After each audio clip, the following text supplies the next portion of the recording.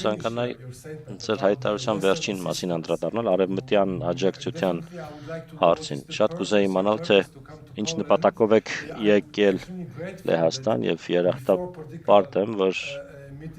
նախքան վաղվա քաղաքական հանդիպումները դուք որոշեցիք Լեհ փորձագետների հետ այս հանդիպմամբ սկսել։ Կառավարությունը նախկինում էլ այս տարածաշրջանին աջակցել է ժողովրդավարական գործընթացին արդիականացմանը։ Մենք շատ առատաձեռն ենք եղել եւ արդյունքները այնքան էլ լավատեսական չէին, որովհետեւ նույն սխալները չկրկնվեն։ Ինչպես եք տեսնում Լեհաստանի եւ Եվրոպական միության դերակատարումն այս իրավիճակում, որպեսզի խաղաղությունը մնայուն դառնա, որպեսզի ձեր երկիրը, ձեր հասարակությունը ավելի լավ հեռանկար ունենա, տնտեսական հեռանկար ունենա եւ ժողովրդավարական գործընթացը շահի։ Ինչ հիմնական նպատակով եք եկել Լեհաստան եւ ինչպես եք տեսնում մեր աջակցությունը։ Շատ շնորհակալություն, ինչպես նշեցի, մենք արդեն ունենք 2022-ից սկսած մենք շատ կոնկրետ աջակցություն Եվրոպական միությունից եւ Լեհաստանից ստանում ենք, քանի որ ինչպես ասացի, Եվրոպական քաղաքացիական դիտորդական առաքելության տեղակայումը Հայաստանի տարածքում եղել եւ մնում է շատ կարեւոր։ Մյուս կողմից վերջին տարիներին մենք համագործակցում ենք Եվրոպական միության հետ ժողովրդավարական բարեփոխումների օրակարգի հիման վրա։ Կարծում եմ Եվրոպական միությունը Հայաստանի ամենահուսալի գործընկերն է ժողովրդավարության ամրապնդման հարցում մեր երկրում։ Մեկ լուր էլ կա, անցյալ տարի մեր խորհրդարանում ընդունվեց օրենք Եվրոպական միությանը Հայաստանի անդամակցության գործընթացը մեկնարկելու մասին, ինչ խոսք, այդ օրենքը շատ կարևոր խթան է մեզ համար, շարունակելու համար ժողովրդավարական բարեփոխումների օրակարգը։ Հիմա սակայն նոր հնարավորություններ են ի հայտ գալիս մեր տարածաշրջանում եւ մեր երկրում եւ այժմ մենք քննարկում ենք, թե Եվրոպական միությունը ինչպես կարող է ներգրավված լինել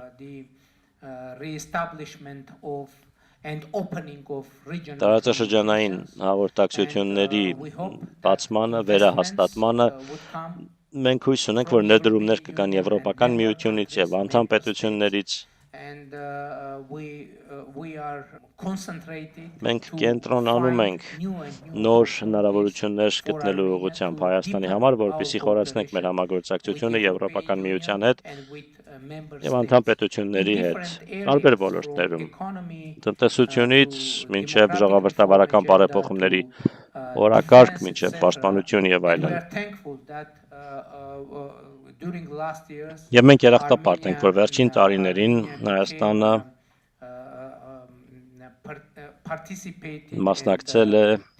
Եվրոպական խաղաղության հիմնադրամի ծրագրին։ Այդ ծրագրի շրջանակում մենք սկսել ենք համագործակցություն Եվրոպական միության հետ պաշտպանության բնագավառում։ Ինչ խոսք, ժողովրդավարության պաշտպանությունը եւ զարգացումը մեր երկրում շատ կարեւոր է եւ մենք այդ ուղղությամբ ենք համագործակցում Եվրոպական միության եւ անդամ պետությունների հետ։ Շնորհակալություն։ Մեկ հարցեր իմ կողմից, հետո խոսքը կփոխանցեմ բոլոր մասնակիցներին։ Մենք երևի դեռ 30 րոպե ունենք քննարկման համար։ Դուք նշեցիք Թուրքիայի հետ հարաբերությունների մասին, որը շատ կարևոր երկիր է, հաշվի առնելով նաև պատմությունը եւ խնդիրները։ Այդ երկիրն այսօր ինչպես եք տեսնում, արդյոք տեսնում եք նույնչափ բաց է այդ պետությունը, որքան դուք խաղաղության գործընթացի նկատմամբ նշեցիք, որ սահմանը դեռ փակ է։ Ինչպես եք տեսնում այդ գործընթացը եւ Թուրքիայի հետ հարաբերությունների հեռանկարը։ Ինչպես ասացի, մենք շատ դրական երկխոսություն ունենք Թուրքիայի հետ։ Մենք հանդիպումներ ենք ունենում մշտապես մենք խորհրդակցություններ ենք ունենում, բայց իհարկե ամենակարևոր իրադարձությունը, որը հույս ունենք տեսնել, դա դիվանագիտական հարաբերությունների հաստատումն է, պաշտոնական դիվանագիտական հարաբերություններ Հայաստանի և Թուրքիայի միջև, և ինչ խոսք ցամաքային սահմանի բացումը։ Ինչու եմ ես նշում հենց ցամաքային սահմանը, քանի որ օդային սահմանը բաց է, մենք կանոնավոր թռիչքներ ունենք Հայաստանից Թուրքիա, և իմ ակնկալիքն է, որ երկկողմ թռիչքների ծավալը կաճի, սակայն ինչ խոսք մենք հույս ունենք, որ ցամաքային սահմանը կբացվի և իմիջիայլոց մեզ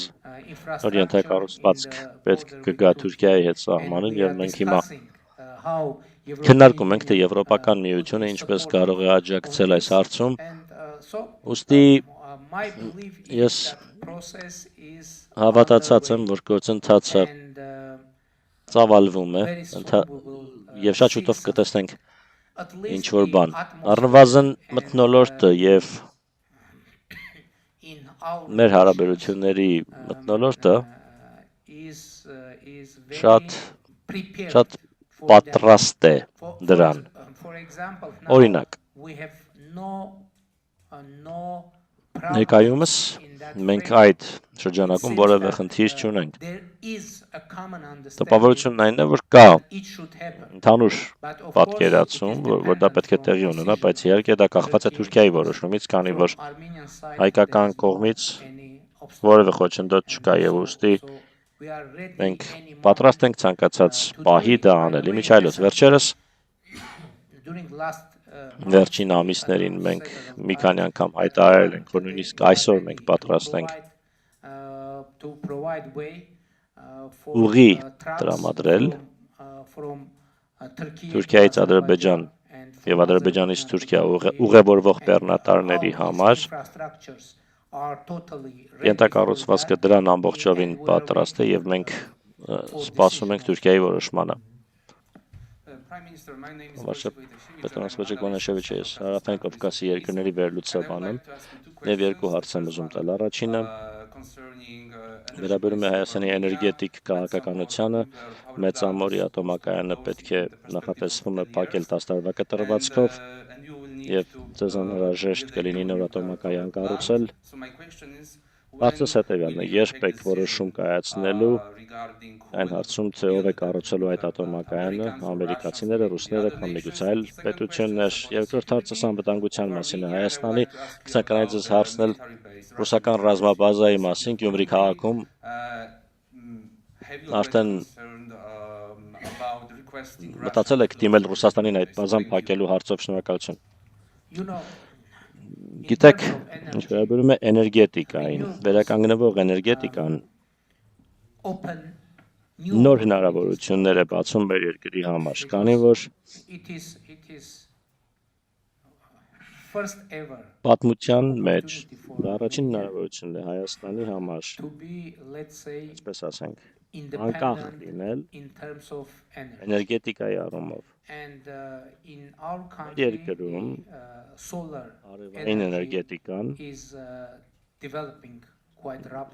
սրընթաց զարգանում է, դուք գիտեք, որ մեր երկրում ունենք խորհրդային ժամանակ կառուցված ատոմակայան, վերջին տարիների ընթացքում մենք կարողացել ենք ատոմային էներգետիկայի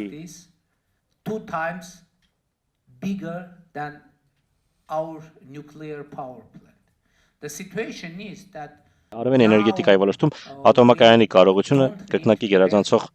կարողություն հաստատել, և մենք հիմա մեծ ատոմակայանի կարիք մենք չունենք հաշվի առնելով հենց նոր նշածս գործընթացները։ Ուստի մեր փորձագետների գնահատականով մեզ անհրաժեշտ է ունենալ փոքր ատոմակայան, ահա թե ինչու մենք նախնական որոշում ենք կայացրել, որ փոքր մոդուլային տիպի միջուկային ատոմակայան ենք ունենալու։ Հիմա մենք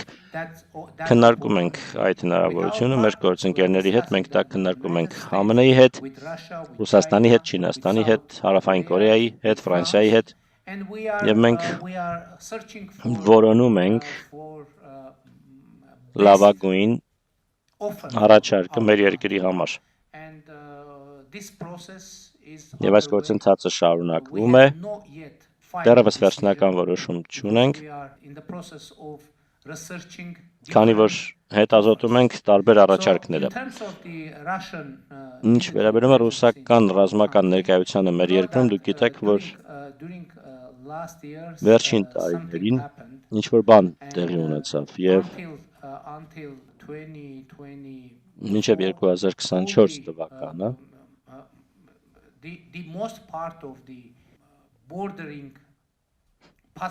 սահմանային անցակետերի մեծ մասը գտնվում էին Ռուսաստանի հսկողության ներքո կամ այնտեղ կար ռուս սահմանապահների ներկայություն, օրինակ մեր միջազգային օդանավակայանում, սակայն ներկայումս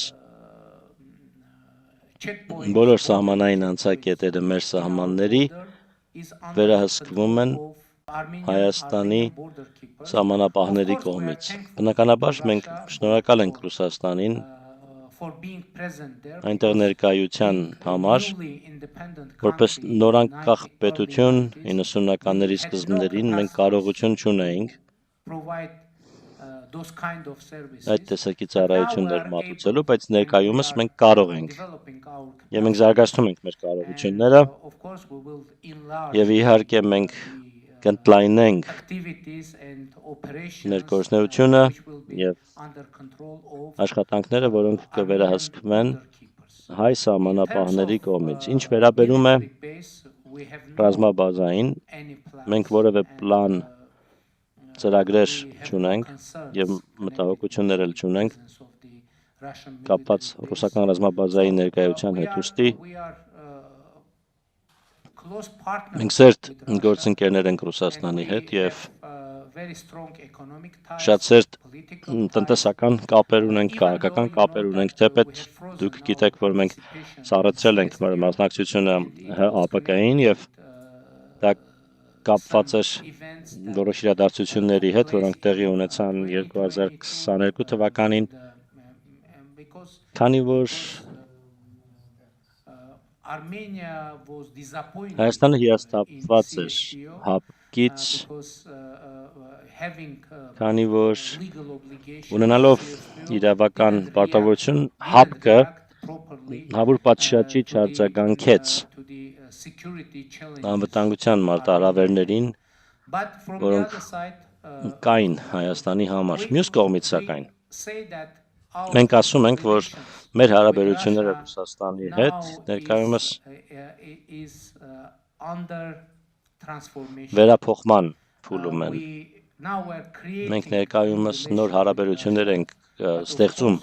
Ռուսաստանի հետ, ձևավորում Ռուսաստանի հետ, սակայն մենք իհարկե վճռական ենք եւ կցանկանայինք զարգացնել մեր հարաբերությունները Ռուսաստանի հետ, բայց միանշանակ է, որ այդ հարաբերությունները փոխվում են բազմաթիվ գործոնների պատճառով։ Իմիջիայլոց շատ կարևոր է ընդգծել, որ 2020-ի նոյեմբերին Ռուսաստանի եւ Ռուսաստանի նախագահի դերը վճռորոշ եղավ Ադրբեջանի հետ հրադադարի հաստատման հարցում։ Իհարկե դրանից հետո եղան ստորագրված փաստաթղթի տարամեկնաբանություններ, նոյեմբերի 8-ի փաստաթղթի մասին է խոսքը, ուստի այն վերածվեց հռչակագրի, որը մենք Ադրբեջանի հետ ընդունեցինք Վաշինգտոնում, բայց շատ կարևոր է նշել, որ նոյեմբերի 8-ին Ռուսաստանի դերը եւ անձամբ Ռուսաստանի նախագահի Վլադիմիր Պուտինի դերը շատ կարևոր եղավ հրադադար հաստատելու հարցում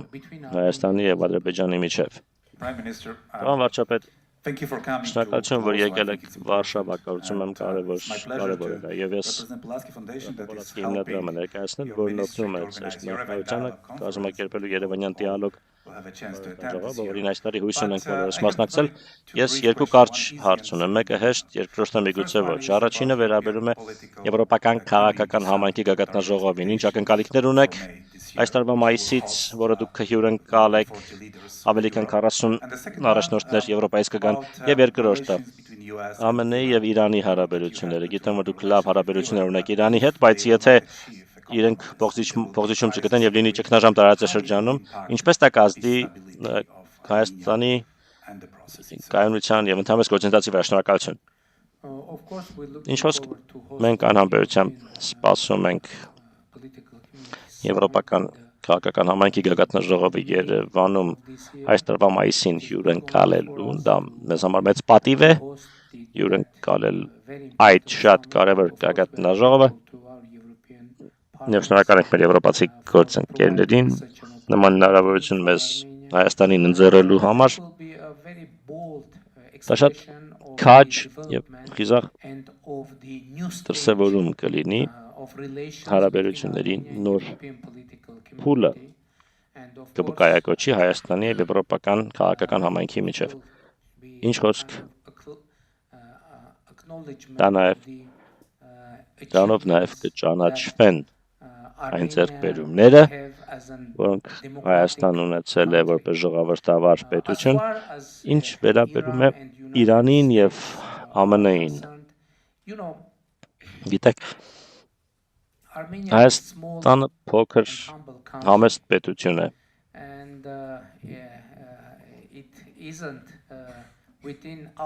Եվ մեր կարողությունների սահմաններում չէ դատել ԱՄՆ-ի եւ Իրանի միջև հարաբերությունների մասին։ Մենք իհարկե մտահոգված ենք եւ մեր ցանկությունն է, որ հնարավորություններ լինեն իվանագիտական ճանապարհով ելք գտնելու այս իրավիճակից եւ իհարկե այս շատ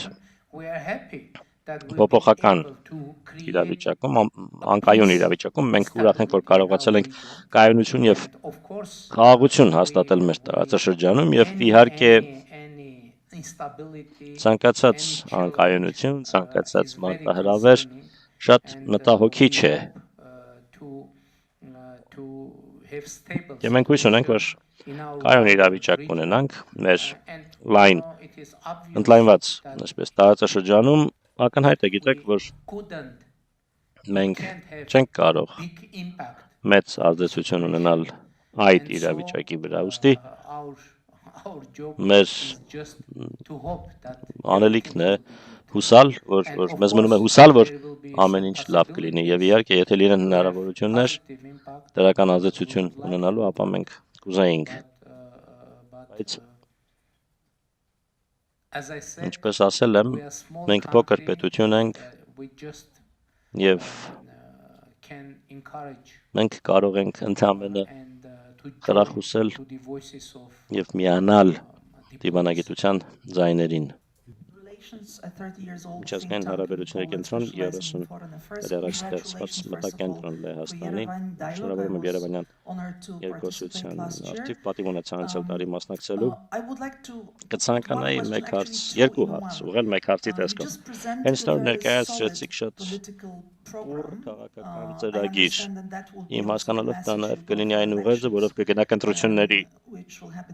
որոնք կլինեն հունիսին շատ շուտով ձեր երկրում։ Առաջին հարցս հետևյալն է. ինչպես եք գնահատում հույզերը, մարդկանց մտածողությունը Հայաստանում,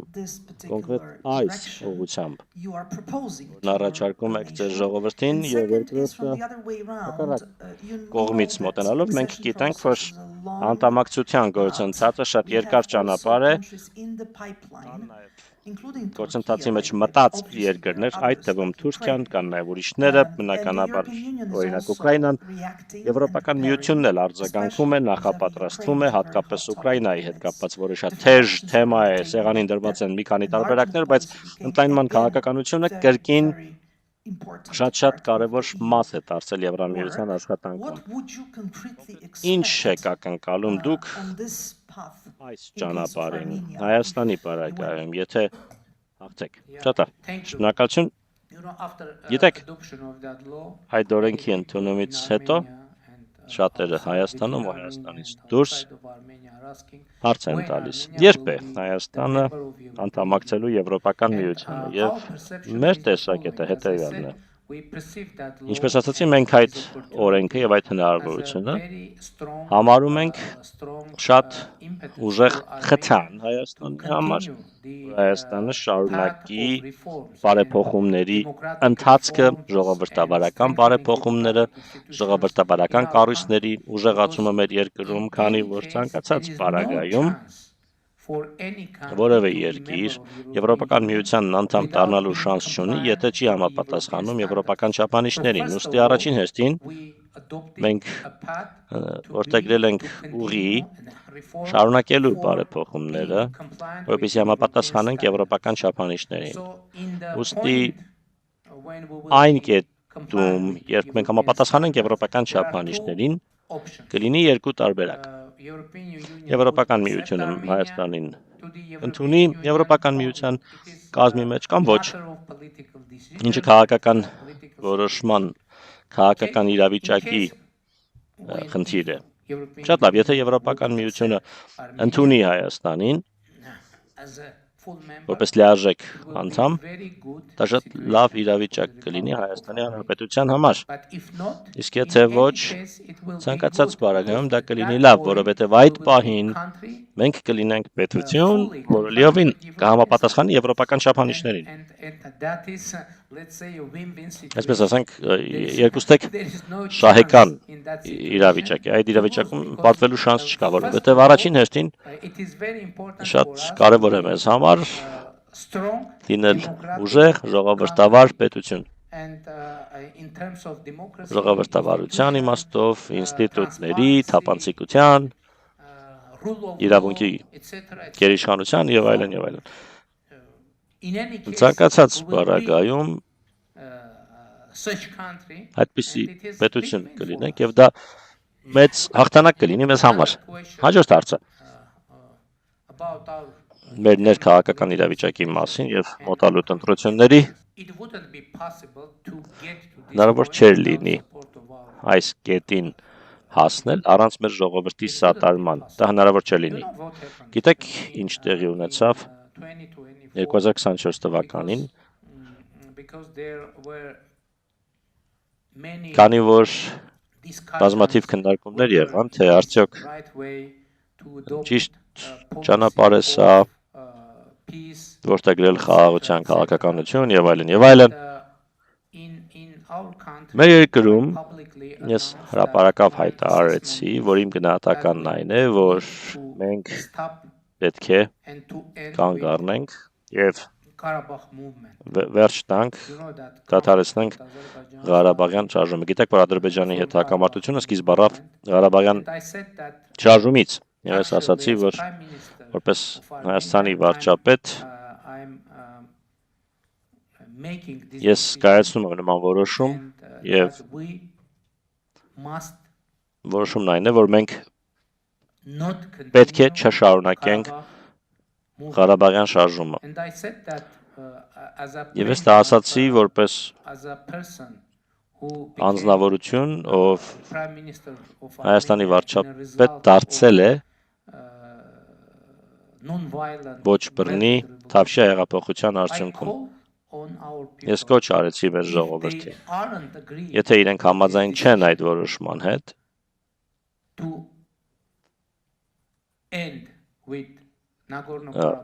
ավարտելու Լեռնային Ղարաբաղի Ղարաբաղյան շարժումը, ես կոչ արեցի մեր ժողովրդին ոտքի կանգնել եւ մեր կառավարությունը հեռացնել իշխանությունից հեղափոխության միջոցով, համանման հեղափոխության միջոցով, եւ ես ենթադրում եմ, որ շատ չեն եղել վարչապետերն, ովքեր իրենց ժողովրդին կոչ են արել հեղափոխություն կազմակերպել, բայց հիմա դեռ վարչապետ եմ ես մինչ օրս, Հայաստանի Հանրապետության վարչապետն եմ եւ ուստի Հայաստանի ժողովուրդը որոշել է հեղափոխություն չիրականացնել եւ իմ ակնկալիքն այն է, որ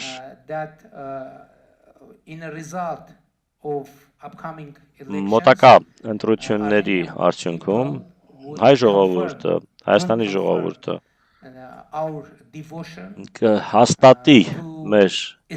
նվիրվածությունը հաստատված խաղաղությանը եւ այս քաղաքականությանը։ Իհարկե ընտրությունները միշտ բարդ են, բայց ես քաղաքական ուժեղ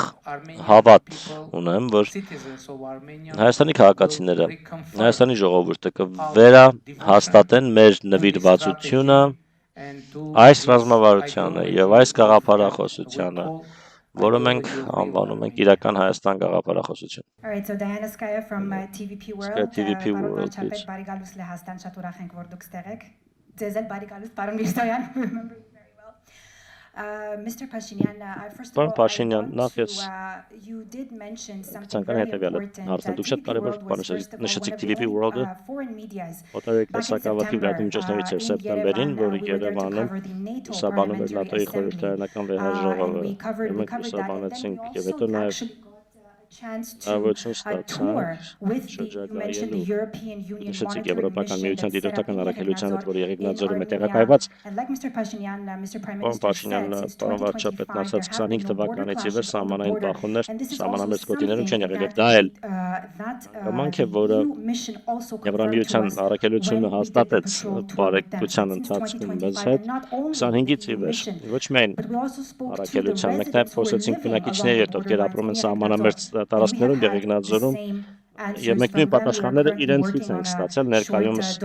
աշխատում ենք կարճ վավերագրական ռեպորտաժի վրա, նաեւ կհացազրույց պարոն Միրզոյանի հետ այնտեղ Վարշավայի անվտանգության գագաթնաժողովի ժամանակ արված երկու հարց եմ տալու կարճ, խնդրեմ, շատ կարճ։ Իրականությունը հետևյալն է, պարոն վարչապետ, ընտրություններ են սպասվում հունիսին։ Դուք նշեցիք, որ կան իհարկե դիվանագիտական հարաբերություններ Ռուսաստանի հետ, դրանք շարունակվում են, սակայն աճող մտահոգություններ կան իհարկե մի շարք հայերի շրջանում նաև Եվրոպայում, որ Ռուսաստանի դաշնությունը, ոչ միայն Ռուսաստանը, այլ նաև օտարերկրյա միջամտություն կարող է լինել ընտրություններին։ Հայաստանը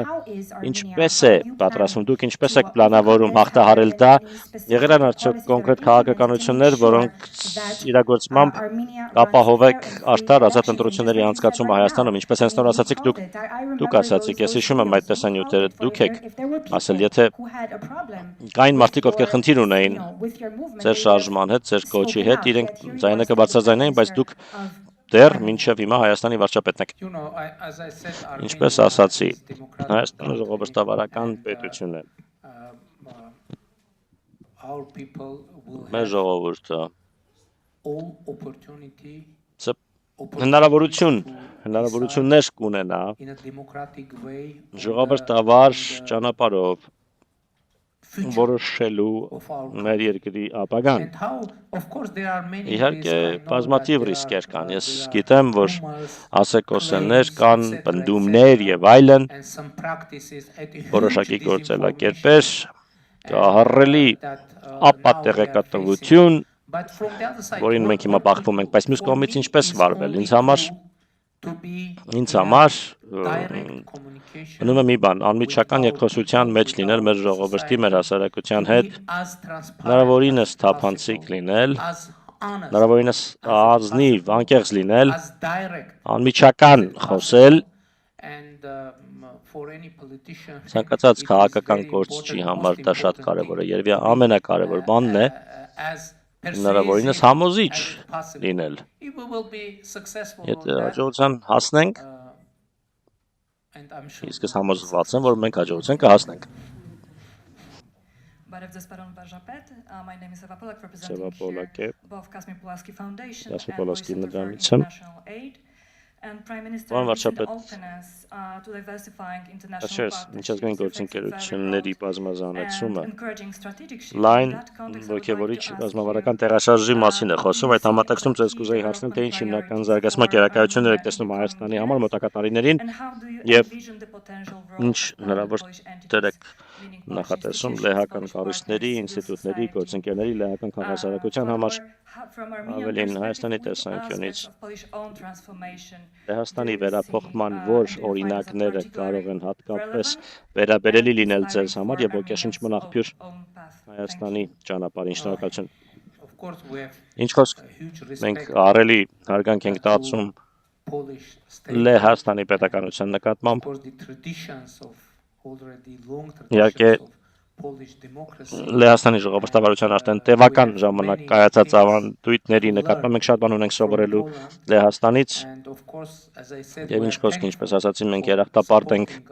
մեզ սատարելու համար Եվրոպական միության շրջանակում եւ երկկողմ մակարդակում եւ այլն։ Ամենակարևորը, գիտեք, առաջնահերթություն որպես մեր կառավարության համար խաղաղությունը, ժողովրդավարությունը, կայունությունը եւ տնտեսական բարեկեցությունը եւ ինչպես ասացի, ներկայումս տնտեսական նոր հնարավորություններ են առաջ գալիս։ Ինչ խոսք դուք գիտեք, եւ ես արդեն ասել եմ, որ խաղաղությունը մեզ համար նոր բան է։ Բայց կարող եք երևակայել, պատկերացնել, որ երկաթուղի կլինի, բաց սահմաններ կլինեն, առևտուր կլինի բոլոր հարևանների հետ։ Սրանք էլ են գործոններ, որոնք ամբողջովին նոր են մեզ համար եւ ներկայումս մենք բավական շոշափելի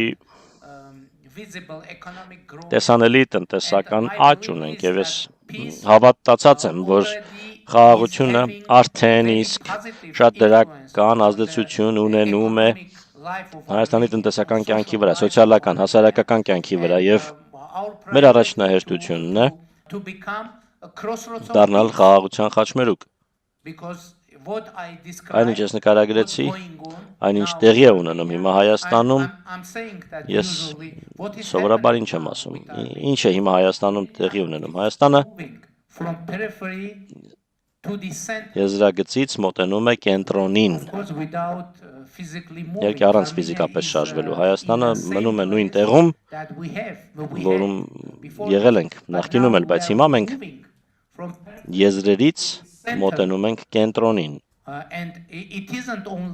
շարժվում ենք դեպի կենտրոն, եւ դա միայն Հայաստանի մասին չէ, դա նաեւ եւ ամբողջովին նոր իրավիճակ է ողջ տարածաշրջանի համար, եւ սա հնարավորություններ է ստեղծում մեզ համար, որ միմյանց Հայաստանը եւ հարևան երկրները միմյանց ընկալենք նոր տեսանկյունից։ Ես ասացի, որ հնարավոր չէ դա, հնարավոր չէ շնամանքի կոճակը միանգամից այսպես անջատել, բայց իհարկե գործընթացը սկիզբ է առել։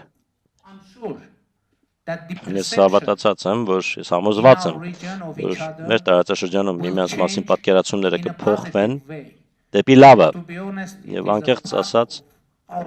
դա մեր քաղաքական առաքելության մասն է։ Եվ ես հավատացած եմ, որ մենք ուժեղ կամք ունենք, որպեսզի այդ առաքելությունը իրագործենք, եւ իմ զգացողությունն այն է, որ կա վճռականություն ապահովելու արդյունք, ոչ միայն Հայաստանում կա, այլ նաեւ Ադրբեջանում կա, քանի որ տեսեք, Ադրբեջանը հոկտեմբերին հայտարարեց, որ բոլոր խոչընդոտները վերացնում է դեպի Հայաստան երկաթուղային տարանցման համար, դա իրական փոփոխություն էր, խաղը փոխվեց, իրավիճակը փոխվեց, ինչպես ասացի, մեր անկախությունից ի վեր նույնիսկ մեկ գնացք չի եկել Հայաստան Ադրբեջանի տարածքով, իսկ այժմ դա տեղի է ունենում երևի ամեն շաբաթ, ինչը իրական փոփոխություն է Հայաստանի կյանքում, մեր տնտեսության համար, մեր տարածաշրջանի կյանքում եւ իհարկե դա ուժեղացնում է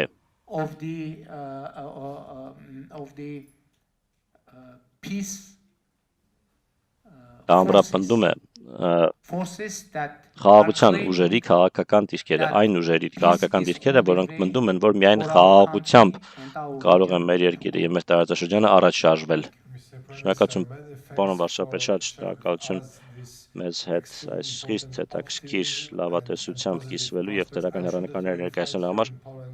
Համոզված եմ, որ Լեհաստանում դրական արձագանք կգտնեք ոչ միայն քաղաքական մակարդակում, այլ նաեւ ՀԿ-ների փորձագետների շրջանում։ Շատ շնորհակալություն, որ եկաք, ներկայացրեցիք ձեր տեսակետը, ժամանակ տրամադրեցիք, եկեք միասին ծափահարենք պարոն վարչապետին։